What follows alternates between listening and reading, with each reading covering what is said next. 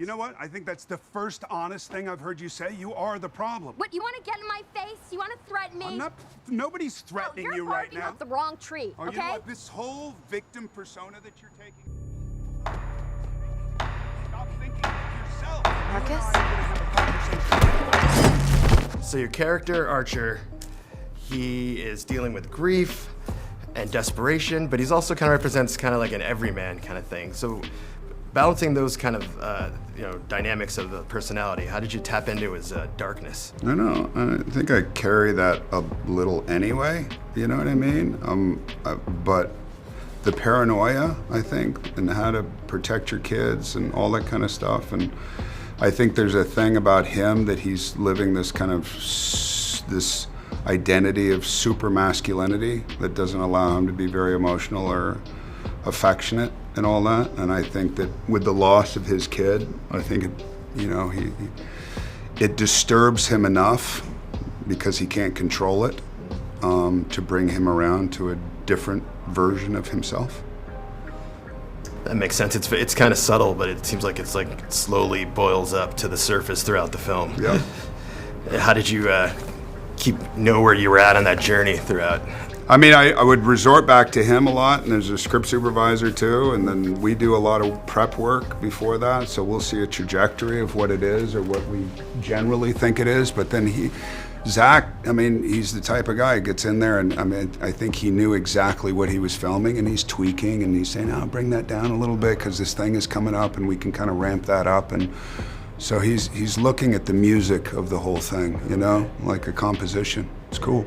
Like a symphony. Like a symphony. Exactly. Very cool. Yeah. So you're executive producer on the film. How did that come to be? I don't know, man. It was one of those things that when I read it, I don't usually do this because things that I've produced, I've developed and all that, and I didn't develop this thing. But it's once in a while, a new filmmaker comes along, and you've been around for a while, and you go, look, I have a feeling that this guy's like the real deal, and you hope it's not a one-off, and somebody's done one really good movie, and then all the movies they do after that are kind of, they're hoping that person still has it and all that. I think it's different for him. I think not only is this movie 10 times more refined than what he did in Barbarian, which I thought was super unique, I actually look forward to see what he's going to do next because I think it will be even better than this. I agree. Yeah. And that's nice. It's nice to have around because I think there's a dearth of that right now where you just don't have a lot of great filmmakers, once in a while. And especially in the horror genre, people are like showing up because they're using it because it's such a reactive genre. They're using it for a lot of different reasons. It's like it's not just cosmetic. With Zach, it was emotional because this whole thing was bred out of a very emotional experience for him. So I was like, oh, that's so cool. You have this serious thing that happened, and yet you're using this absurd genre to be able to effectively tell your story. Yeah, that kind of organically works into my next question is, what is it about this new wave of emotionally driven horror that excites you? Any story that's told well excites me. It doesn't matter what genre it is, and I've been lucky enough to pop, into different genres and different types of films, and so when this came along, I think that I avoided horror just because I was a big horror fanatic when I was a kid, and then I kind of got away from it. And then I started, because of this movie, I was like willing to confront this idea of children, children's peril. Sure, yeah. And then I started, because of it, started watching horror films again, and it's been fun. Great. It's been really fun. What is the one with Toni Collette? I remember seeing that. What is it called? Hereditary? Hereditary, yep. Hereditary? That was gnarly. Yep. That was super good. And that's one of those things that they've done where they kind of did it with Marvel in the beginning, where they brought in amazing actors to do this genre where it was usually like bad. I remember Friday the 13th, and I know that Kevin Bacon was in it and all that, but it was just bad acting. Sure. Do you know what I mean? It was a cool thing. Bringing thespians into. Yeah, it's cool.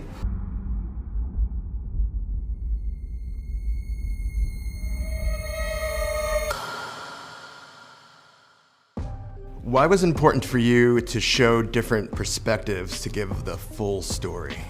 I don't know. I wanted it to be about a community's reaction to something, and so I figured I can it would be the wrong way to tell the story from just one person's experience, you know. And I figured early on, like the more perspectives I could get, the more of a sense of the community at large that we'd have, and so it felt right. I don't know. Yeah. I didn't have like a real intellectual reason. It just felt correct. Yeah, it seems like the whole thing. There's two sides to every story, and then there's the truth. Sure. And most films really, you know, tell one from one perspective. So, yeah. So I felt it was interesting that you had to have all these people to give the full story. Yeah. Thanks. No problem. So the film reinvents itself constantly, but there's recurring themes of paranoia and distorted reality. Can you talk about using those connective tissue to make it all cohesive? I don't know about the connective tissue. I accept that I know that, like, I didn't want every chapter shift to be disorienting. I wanted them all to feel like you knew the person you were jumping into, you knew where in the story you were, so it would feel like it was adding to the momentum as opposed to like what Barbarian did, which was like disorienting the viewer. So, you know, I wanted everyone to be kind of approaching it from a new vantage point, but I wanted us to instantly kind of lock into where we were. Does that make sense? Yeah, I don't know if that answers your question. I don't know if it does either, but I do felt that way watching the movie. Okay, great. I wasn't disoriented like, you know, that Justin Long scene in Barbarian. Yeah, the movie's not abandoning you. Yeah. You know what I mean? Yeah. For sure. Speaking of which, the film has very disturbing horror in it, mixed with, you know, unexpected laughs. Can you talk about balancing those two so that they work together? Yeah, I feel like the laugh that comes in a horror movie is like a necessary part. You know, it's like you get the tension and the release, the tension and the release, and I feel like as long as the laugh comes from a place of authenticity, if it's like a character is reacting truthfully in the moment, then the laugh will work. There are a couple moments where I tried to force jokes in here and they didn't really play. Sure. So there's some jokes on the cutting room floor because I was like pleased with myself for writing something funny, and then that's always when you go south. But when you just let the situation kind of spit the laugh out, you know, as a byproduct of the situation, then it tends to work better. For sure. So the film has so much symbolism and, you know, hidden details, you know, in the background. Was it your intention for viewers to try to figure out and follow the clues, or was it just supposed to kind of haunt the subconscious? It's very much comes from the subconscious, and I try not to have any sort of goal when I'm writing. So I don't think like, oh, people will really lock into the meaning of this, you know. Sure. It's more just kind of I stay as open as I can to whatever wants to come out, and I don't filter it.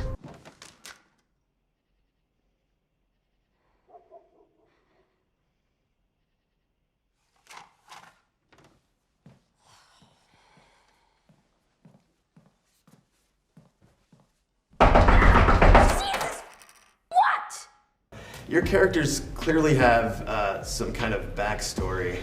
Yeah. That is not all portrayed on screen. Yeah. Is that something that that was on the page, or that you directed, or did you guys kind of come up with a little bit of your backstory to play off of those dynamics you guys had? I mean, to me, that was one of the things that was so special about this movie, is the way that in so many of these scenes, you feel this huge history behind it, that a lot of times you don't feel that the writer really thought through or did that amount of work, and in this it was just like worlds upon worlds. So a lot of the work was talking to Zach, talking with each other, and figuring out what the, you know, finding some version of that. Yeah, there was a lot to play with, and kind of, you know, because a lot of it was in the writing, but because of that, it actually made it even more fun to do your own kind of backstory and go even deeper in a way. I do think it's important to kind of also do your own thing a little bit, because I think secrets are really important. Yeah. It's for character development. Yeah. So. Kind of makes me feel a little more lived in. Yeah. Even if the viewer doesn't know what the secrets are. Oh yeah. Yeah. Your kind of job almost is that when somebody comes on screen, they suggest in some just felt but hard to describe way that there's a whole world and life going on outside of the screen. Makes sense. So both characters are dealing with sobriety. How did that influence your performances? It's just a big part of it. I think that's a lot of the characters in this movie are sort of either addicts or facets of an addict's, psyche, and they were, and so understanding that is, I think that's a big part of the movie. Yeah. Yeah, and I think also too, it's like there's a difference between being sober and being dry, in a way, right? So like, especially with his character and with my character, it was kind of like this denial that like I'm functioning. Sure. Because she might think she's functioning, but she's slowly losing everything, and it's like a slower process. She's gonna maybe wake up in a few years and realize that she wasn't really functioning that much in a way. Right. And kind of leading into that, both of your characters are seeming to present themselves as under control and normal, but it seems that they're the lid's about to blow off at any moment. Big time. You talk about both of your approach to kind of that journey of I going think up that's what makes it so exciting in the movies, because the movie's like a powder keg where you meet these characters and they're all on the verge of some kind of breakdown, and then these things happen that are almost the nightmare scenario of what you possibly imagine would happen, all of them, and the relationship between the two stories is really profound.